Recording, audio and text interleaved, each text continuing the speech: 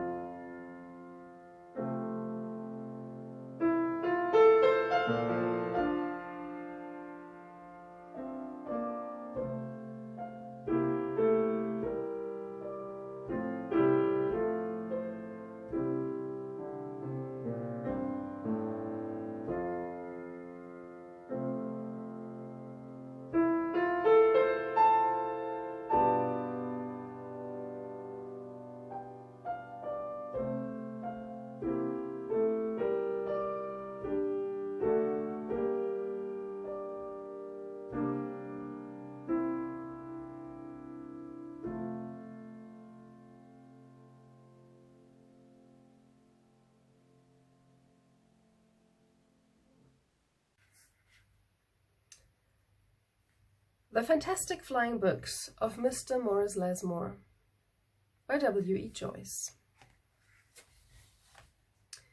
Maurice Lessmore loved words. He loved stories.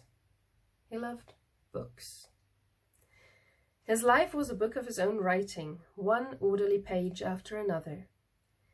He would open it every morning and write of his joys and sorrows, of all that he knew and everything that he hoped for.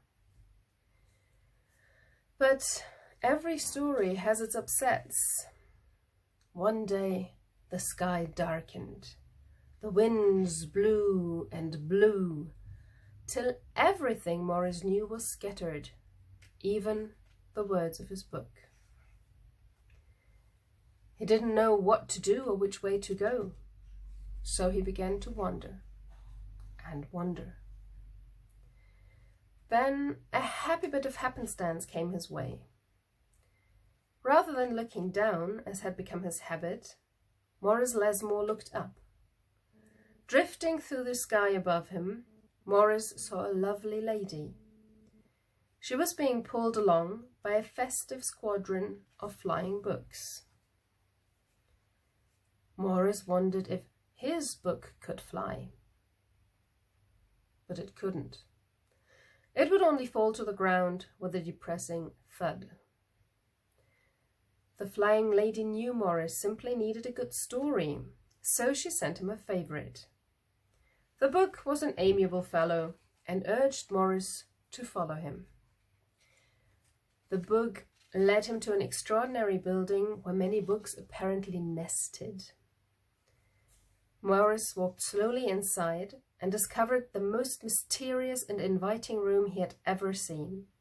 It was filled with a fluttering of countless pages, and Morris could hear the faint chatter of 1,000 different stories, as if each book was whispering an invitation to adventure. Then his new friend flew up to him and landed on his arm.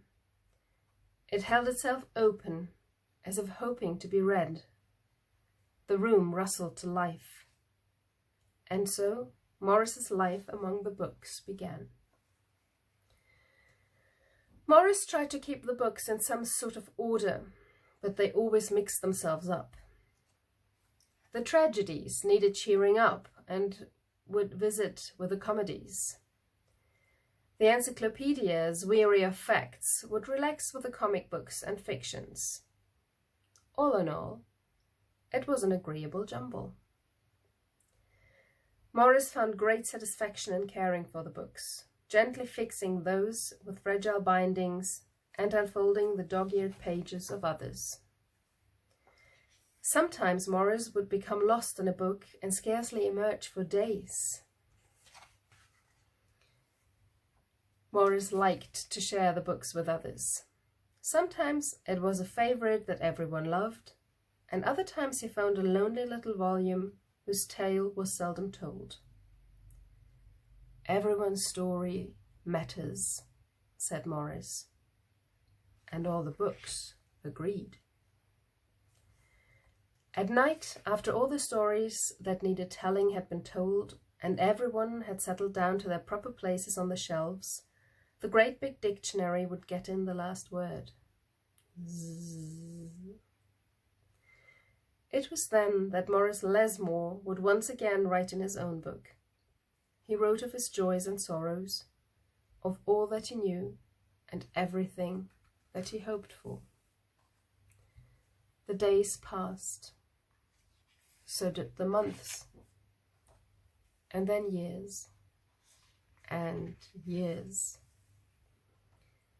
And Morris Lessmore became stooped and crinkly. But the books never changed. Their stories stayed the same. And now his old friends took care of him the way he had once cared for them, and they read themselves to him each night. Then, one day, he filled the last page in his book. He looked up and said, with a bittersweet sigh, "I guess it's time for me to move on." The books were sorry, but they understood. Morris put on his hat and took his cane. As he went to the door, he turned and smiled, then waved goodbye. "I'll carry you all in here," he said, and pointed to his heart. The books waved their pages, and Morris Lessmore flew away. And as he flew, he changed back to the way he'd been that long ago day when they'd all first met. The books were quiet for a while. Then they noticed that Morris Lessmore had left something behind. "It's his book," said his oldest friend. Inside was Morris's story, all of his joys and sorrows, all that he knew, and everything that he hoped for. Then the books heard a small expectant sound. There in the doorway was a little girl. She looked around with wonder. And then something fantastic happened. Morris Lessmore's book flew up to her and opened its pages. The girl began to read. And so our story ends as it began, with the opening of a book. Fliegen,